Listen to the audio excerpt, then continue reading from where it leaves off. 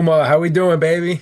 We're doing well. We are back, man. I'm back from the dead. There he is, live in the flesh. Welcome to the Fantasy Wise Guys. We are your hosts, Mike Meals. Joey Puma, how you doing? Let's go, man. I mean, there is so much action happening. We're 3 weeks away from the season kicking off. We got some late news to talk about. Yeah, no, definitely a lot of fantasy relevant news, especially with the preseason games debuting this past weekend. A lot of fun. I'm 5-0 in FanDuel in preseason. Yes, I take preseason picks, but yeah, no, a lot to talk about and some again fantasy relevant news as watching how this weekend unfolded. Yeah, there was a lot of key takeaways, and of course, you had to get some bets in. But listen, guys, please don't forget like, comment, subscribe, follow us across the board. We've been told now we need to get on TikTok. You'll see us more on there soon, but we have a lot of little short videos, clips. Go through them, comment on them, reach out. Puma, let's dive right into it, man. The latest news, one thing that happened today, basically right before we were filming, James Cook signed a 4-year extension finally. 48 million, $30 million guaranteed. Yeah, when I think of James Cook, I think of that three touchdown performance against Miami week 2. He's a stud. Oh, yeah, you love that. I was actually watching Hard Knocks last night, episode 2 debuted, Hmm. and they had said like, hey, they've never had somebody hold in before. This was very rare. So I'm betting that this is going to be on the next Hard Knocks, and rightfully so. I mean, he's done the work. I know sometimes Josh Allen takes away goal line touches from Mr. Cook, but at the end of the day, he's a top 10, top 12 back in this league, taken at the top of the second round. That's where I feel his ADP is at 203, 204. But he is a stud, outright stud, and he's deserved it. Yeah, and honestly, looking at his stats, if you already know last year he had 16 touchdowns.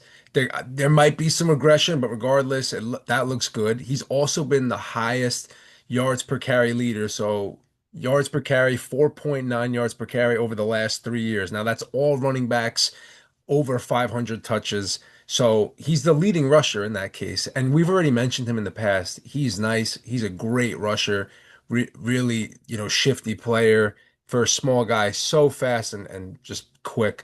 But yeah, his ADP for me doesn't really change after this. I think I just feel more comfortable now drafting him if I was to draft James Cook. So Yeah. that's And side big note, thing. if you those owners out there who are deciding on James Cook, please take Ray Davis because James Cook goes down, Ray Davis becomes an RB1, and you see how he's utilized in that Oh yeah. offense. They like to use and three of them, Ty Johnson at I times. too, yeah. So, but James Cook is the bell cow right now.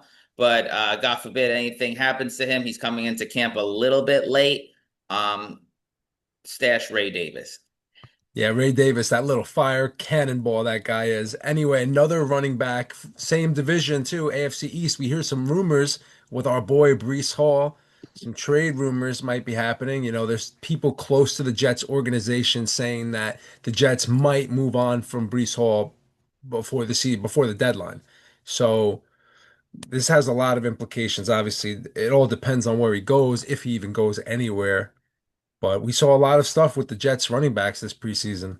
Yeah, no, Mike. I mean, with the Breece Hall news, I did see that he wasn't getting he didn't see much vision during the game against Green Bay in preseason, the snaps that he did get. But gee golly, the only reason why there's trade talk about Breece Hall is because of Braylon Allen. He's a beast. I compare him to a young Derrick Henry. He is literally Bigfoot. 21. And he's 21 years old. Dude, he's 21. Bigfoot. He looks like he's 31. He's 21. I think he is the future of the New York Jets. And I'm going to make a bold prediction. Breece Hall doesn't see opening day with the Jets. I think he will be moved. Um, a popular place for me, I feel like that would be very beneficial to the New York Jets and the Dallas Cowboys out there with Jaden Blue going out. Why don't we do a little swap for Micah Parsons? Oh, we would love that for sure. I mean, and like you said, we have so much depth at RB, and as much as I love Breece Hall, I mean, to see them, rely now on Allen, you can assure that he's going to move up on your draft board. That's for damn sure. Yeah, I mean, you have Braylon Allen, you have Isaiah Davis, the scat back behind him, and you got Donovan Edwards, who's Yeah. had a big score in the game. I know it's against backups, but Mike, he was my sleeper going into the combine of the NFL draft this past year. I do believe he can play some role, if not special teams, in the future for any team, not only the New York Jets. So because we have that plethora of running backs, I feel like we're dealing from a surplus. Why not get a Micah Parsons or a Terry McLaurin, right? And we have a fellow Ohio State wideout along Garrett Wilson with Justin Fields and give the Commanders the running back they've been seeking because I know they're not totally in love with Brian Robinson. Yeah, so from a fantasy perspective, I feel like everything is just contingent on what happens if he gets moved. If he gets moved somewhere, Braylon Allen, obviously stock goes through the roof. And don't be surprised, even if Breece is on the team, Allen moves up draft boards significantly because he's already way too low. When I see these mock drafts, he's going, late rounds, 13th, 14th round. He should be getting drafted much sooner than that, and he will. So let's keep an eye on that. Brandon Ayuk expected. Now they're saying he's expected to return around week 6. So, obviously I got my eye on some pass catchers over there in San Francisco, specifically Ricky Pearsall. I would definitely keep an eye on that. What do you think? Yeah, Brandon Aiyuk, I definitely think is draftable only because he will start the year on the pup list, meaning he will get the first 4 weeks taken care of for him. So if you do draft him, you can put him on your IR. Hopefully, Yeah. all of you out there play with IR, at least one. So he is draftable, stash down the road. Why not? San Francisco has the easiest schedule in the league. Take a stab at it. You know you're going to be getting a free player when the draft is done. Yeah, I'd look to take him as like my last pick of the draft or second to last pick and then just move him to IR and get somebody else, pick somebody else up off waivers. So that's always a great choice. Keep an eye on that. Alexander Mattison on the Dolphins. He's not very fantasy relevant, but this news is he had season-ending neck injury basically. So he had to get neck surgery. He's going to be out for the year. If you don't know, he's the backup running back right now on the Miami Dolphins. So for somebody like Devon Achane, I feel like this he already was the secure number one back, but now this really locks him in. Like they don't have many other options. Yeah, as fantasy players, we don't ever wish upon injury, but Madison was looking pretty good before he did get hurt. This solidifies, obviously, no community backfield. It's going to be Devon Achane, probably Jalen Wright right behind him. And a little I'm sprinkle not of that worried. rookie. Ollie Gordon may be coming up as well. I'm not too worried. I'm all in on Achane, maybe the end of the first round if that were to come to you owners. Yeah, no, and of course, my condolences to Alexander Madison. It sucks, but I definitely now feel more comfortable drafting HN. So this is something to pay attention to. More injuries. So Jordan Love, he's actually getting looks like a hand or a finger procedure done, and also several Packers pass catchers all have injuries. Love is expected back by week 1. But this is a tricky situation. I'm not gonna say I'm worried for everybody like Josh Jacobs or Matthew Golden, but I say that it's a lot of implications if Jordan Love isn't playing. Although Josh Jacobs, I don't know if you saw, he was talking about Malik Willis, saying that he's like he should be a starter in the NFL. That's how good he is and how confident he is as his backup quarterback. But if Yeah, Love is there and these pass catchers are out, Matthew Golden is much more appealing. yeah. Malik Willis reminds me of a Vince Young back in the day. Can move the chains, make some throws, but he's not an NFL starter. But can he get them through 2, 3 weeks? Absolutely. And for me, this just solidifies Josh Jacobs like a Chan back of the first round pick. You know he's going to get bell cow work. And with any injury to the quarterback position, you saw LaFleur runs the hell out of Josh Jacobs. Probably it'll be more now than ever. Yeah, expect 300 plus rushes for sure. But all the other guys too. So out of the pass catchers, Romeo Dobbs injured, Dontavian Wicks injured, Jaden Reed now injured, and even Christian Watson, who was already injured, but he's also injured. So Matthew Golden, the rookie wide receiver that was drafted over there, he's already going around round 7 and 8. He's good to take a flyer on. Although Packers receivers are risky, he did have a nice little preseason week one and he's been showing off in camp. So definitely pay attention to these guys. So back to the preseason week one. Actually, we already went over a couple games last week, but in the middle of that, we were filming and we saw the Browns playing Carolina. You saw a lot of action from some rookies over there. Shedeur Sanders being one, Tedero McMillan. You saw the usage for Chuba Hubbard in Carolina. I mean, these teams are both, mid, but I saw a lot of productive work over there. Yeah, no, I mean, this is preseason and game number one for a lot of these teams, so I don't want to overreact, but we will get shortly to my boy Shador, and he showed out, and I felt like people were expecting him to fail, but he did what he could with the first team, even though he wasn't getting first team reps. Yeah, and I definitely don't like to take too much from it either, but these are like good auditions and it's preseason. So I know, hey, if they're looking sharp right now, they're getting warmed up. They're going to look good in a couple weeks, getting a rhythm. But I like how a lot of these teams are playing their starters week one. Like it shows that they want to condition these guys. They want to get them out there, especially the rookies. You got to let them touch the ball. So, those games I definitely keep an eye on. New England, we saw TreVeyon Henderson go off a 100-yard kick return on his first play. Unbelievable. Um, He's looking like a stud, but hopefully none of you saw that out there. We need to keep his ADP down. I I saw know. nothing. I'm Ray Charles this past weekend, but let's keep his ADP down, folks, because TreVeyon Henderson, in all seriousness, will overtake Ramondre Stevenson. It's a matter of when, not if. Don't say that But too loud. shh. But you're right. Next game, so the starting Saturday matchups, game one, the Giants and Bills. We saw Jackson Dart.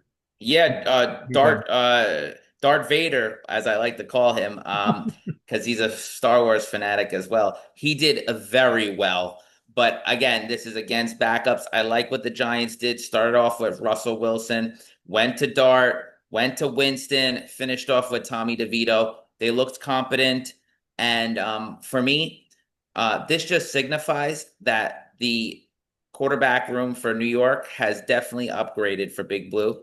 And I am taking Malik Neighbors top 10, no matter what. I mean, he was doing all of that and more with Daniel Jones, Tommy DeVito last year. What could this man possibly do with a competent quarterback? Russell Wilson, maybe the young Dart comes in, but he can't be worse than DJ.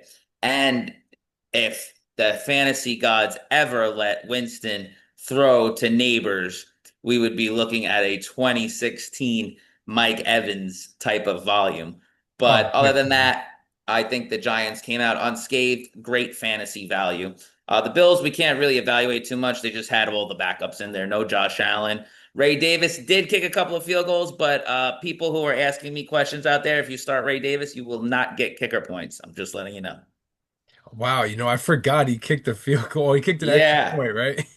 Yeah. Does that does not count. One name I did notice in that game, not really fantasy relevant right now, but Frank Gore Jr. did have 5 targets on 50 yards and had a couple carries for like 25 yards. So that was interesting to see that.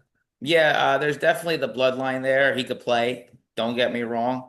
At the end of the day, there's a reason why he was taken so low. I'm not even sure if he was undrafted or not, but there's a Yeah. reason. No, not to mention Now he we went got so James. many people. Yeah, so James Cook's back in the fold. It's James Cook and Ray Davis show, and with Josh Allen, Frank Gore shouldn't even be drafted. But yes, he did. He didn't look that bad. So you got Texans and Minnesota. You saw some action there. You saw like Jaden Higgins and Jalen Noel get some catches. They got some targets. Those are two rookies that were drafted, both Iowa State boys. So you saw that. Yeah, I know a lot of people talk about JJ McCarthy being this year's Sam Darnold, and that could happen. But at the end of the day, I really truly feel that um, that could only happen once in a blue moon. I think if people are expecting that production again, they're sorely mistaken. He is coming back from an injury, so let's all keep that in mind. So I would say just please, if you're going to draft him, have a backup plan or let that be your QB too. I will say that I saw Addison for the one drive that he was in, and although he is going to start the season off suspended, he did look good. He got a couple of targets, commanded those targets right away, got three catches. I saw a nice like 20-yard catch he had. So I feel like you could be confident if you do a late round risky pick on him, he could be a little boom potential. So they also had Dallas and Los Angeles, the Rams game. Nothing too notable there. Pittsburgh, Jacksonville. We did see Caleb Johnson play. You know, right now there is some rumors about him not being so good in pass protection, and they're really starting to lean in favor of Jalen Warren more. Yeah, if you see the it probably went viral a little bit. Caleb Johnson give Travis Hunter a little stiff arm there. So not Yeah, as yeah, easy yeah. as it looks, right? Playing both positions. Not everyone's Shohei Ohtani in baseball, but Hunter will learn. And we did see, he did catch two targets. He was mostly on offense 50% of the time. He was being utilized, but again, we have to remember this is preseason. A lot of the plays are going to be vanilla, so I wouldn't put, again, too much stock, but still watch the games. Definitely. And one takeaway I had from the Jacksonville side, I mean, Bayshaw too, and that was my sleeper actually going sleeper running back going into the year. Virginia Tech drafted guy. Um, right now he's like third on the depth chart, but as you know, Travis Etienne is a little shaky and he is explosive. So keep an eye on him. And I'm a little more in on Hunter than I was to start the year. I'll tell you that. Because I feel like they're leaning more offense with him. No, no, no, for sure. Yeah, no, Jacksonville, again, Liam Cohen putting in, installing a new offense. We'll see as it goes further how it will look. And again, Travis Etienne, that ADP is dipping, so probably a nice little find. Yeah, definitely. Then you had Tennessee and Tampa Bay. You know, Tampa Bay right now, of course, they have the stud Emeka Egbuka had one beautiful catch. It was a 21 yarder. He only played a drive, but he looked, great for the time he was in.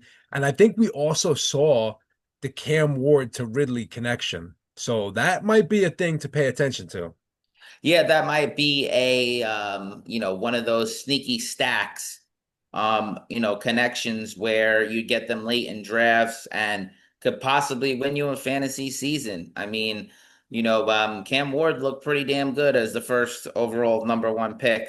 And dishing it out to Ridley, he's a stud wide receiver. He just needed a quarterback. So let's see how their progression, how they progress together as it moves forward. But they night off to a great start. And another bit of news from here, Tajay Spears did go down with an injury. So somebody now like Tony Pollard, who's healthy, he might move up draft boards, a rank one or two.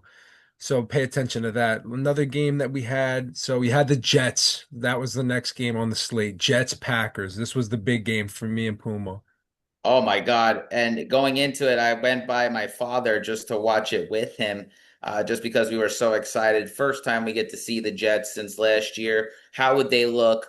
They looked awesome. And that Andrew Beck, he looked phenomenal as a fullback. Usually, a lot of fullbacks are not utilized in the NFL lately. Hmm. That was something to see.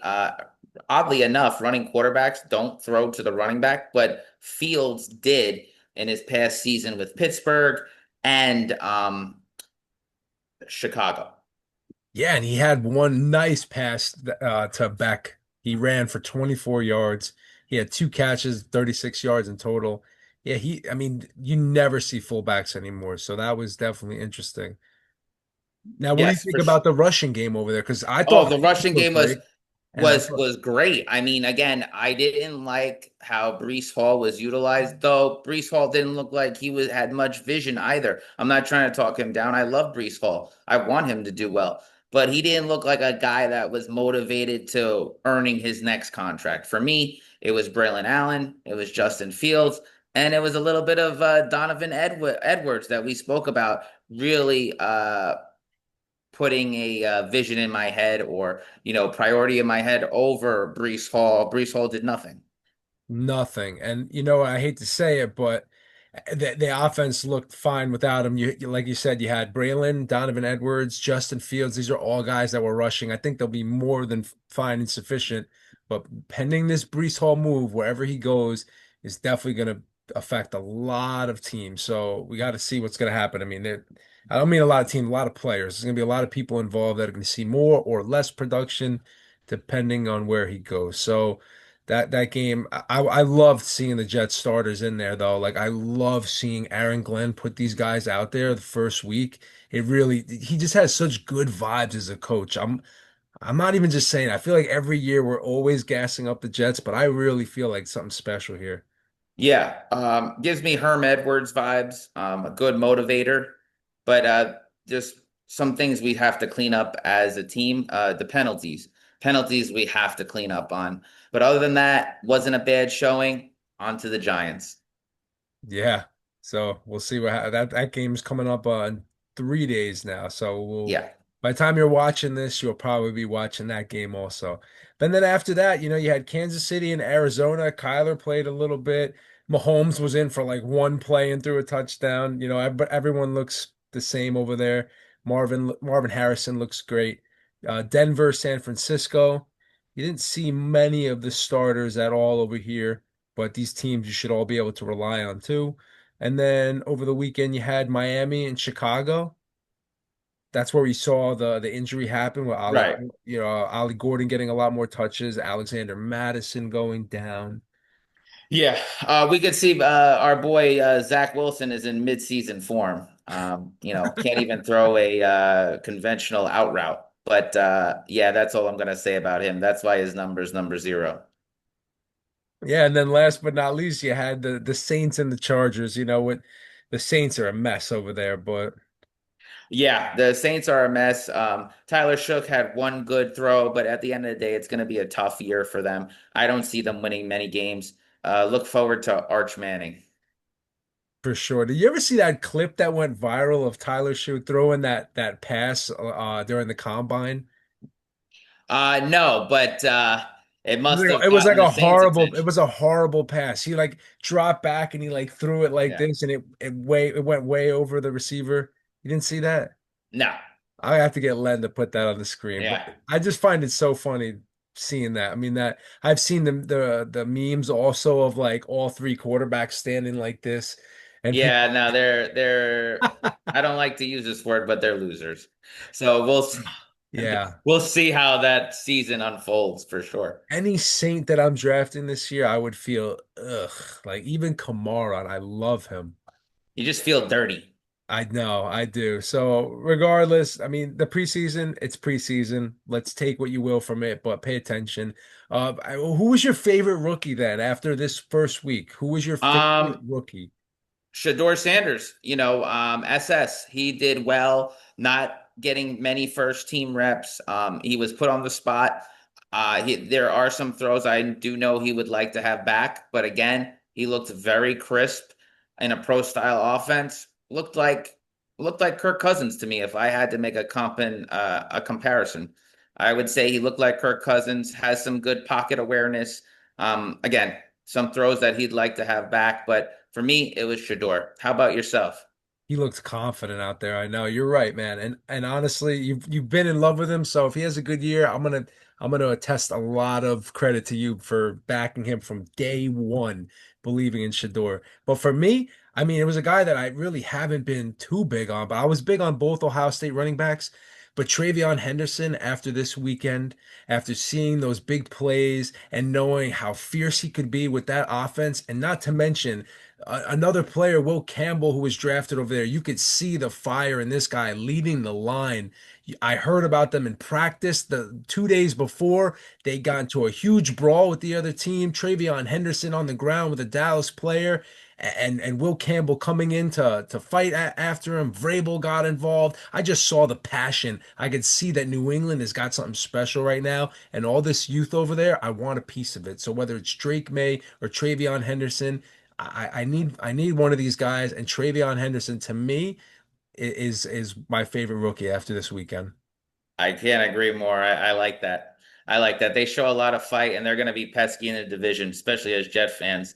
They're not going to Yeah. go down easy. I know I hate saying it too. I'm just like, oh God, why do the Patriots always get these players? I feel like them in the future, they have something. They have a lot of youth, a lot of talent. So we'll see, man. Puma, I gotta hit you with a who would you rather. I got Let's do it. I got a couple of good ones. Let's see. We're gonna name them.